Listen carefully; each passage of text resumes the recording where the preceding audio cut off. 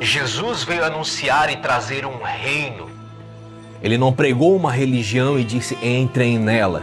Não, na verdade, ele diz em Mateus 4,17, arrependam-se, porque é chegado o reino dos céus. Ele estava anunciando o início de um novo tempo, porque um novo governo chegou. E um governo que traz paz, vida, justiça, liberdade e restauração. Isaías já havia profetizado há muito tempo atrás. Em Isaías 9,6 diz, porque um menino nos nasceu e um filho se nos deu. E a profecia diz que o governo estará sobre os ombros de alguém que é maravilhoso, conselheiro, Deus forte, Pai da eternidade e príncipe da paz. Jesus, quando ele começa o seu ministério, ele começa anunciando e ensinando sobre o reino.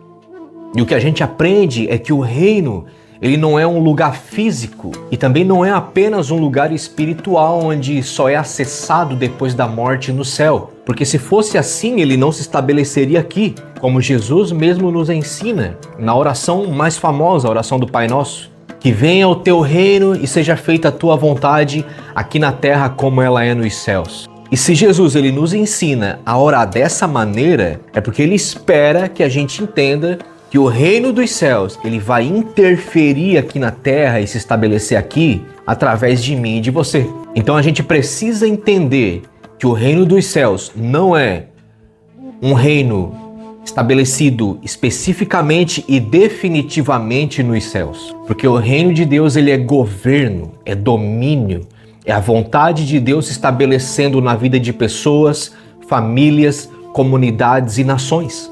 Porque o reino, ele não se limita, ele é imensurável. Ele não se limita a geografias, fronteiras e nem a sistemas religiosos. Na verdade, o reino, ele transcende a religião. Porque o reino dos céus, ele vem diretamente de Deus e se estabelece aqui na terra. Ele é inconfundível, ele não se confunde com nenhum tipo de estrutura humana. A palavra religião, que vem do latim religare, que significa religar, reconectar, com a ideia de religar o homem ao divino.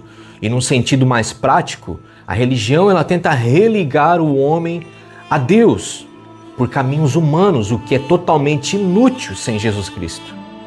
Eu penso na religião como um ambiente sob medida que alguém criou e colocou ali ritos, regras, costumes, tradições, que alguém considera verdades baseado em uma interpretação particular das Escrituras.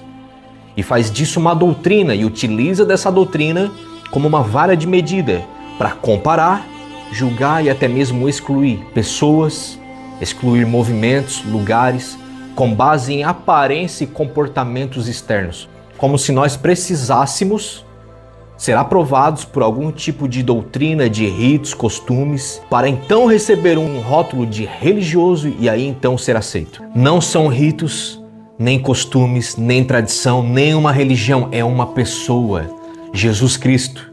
O único que disse, eu sou o caminho, a verdade e a vida e ninguém vai ao Pai a não ser por mim. Tem um texto em Romanos 5:1.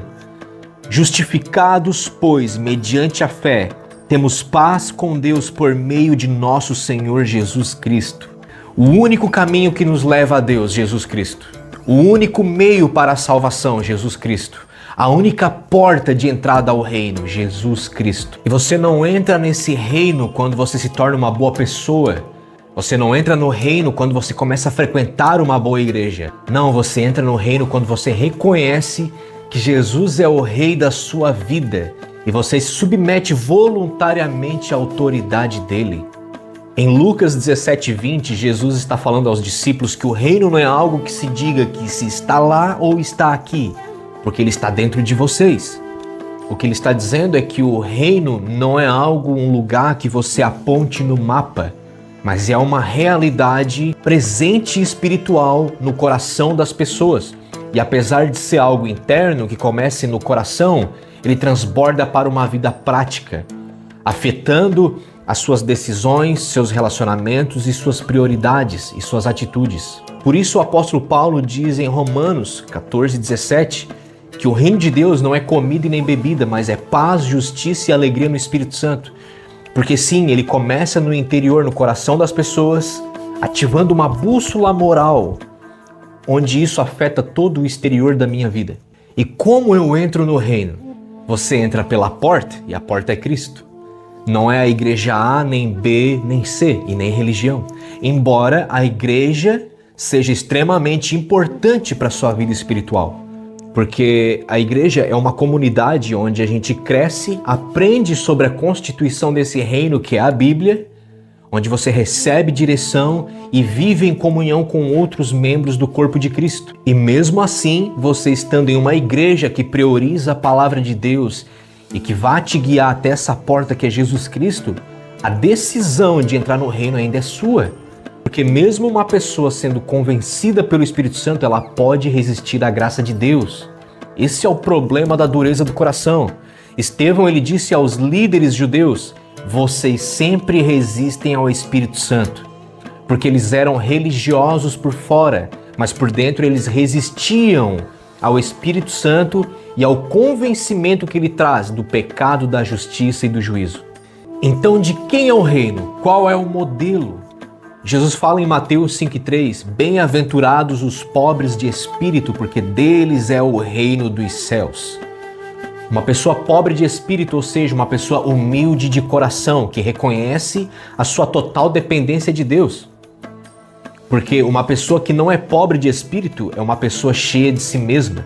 E uma pessoa assim, ela não consegue se submeter ao governo e autoridade de Jesus Cristo voluntariamente, porque ela confia na sua própria força, justiça e mérito. Por isso Jesus diz em Marcos 10:15, aquele que não receber o reino de Deus como uma criança, de maneira nenhuma chegará nele. Porque uma criança, ela não tem senso de direito e de justiça própria, mas ela confia, se submete e reconhece a autoridade dos pais e não é cheia de si mesmo.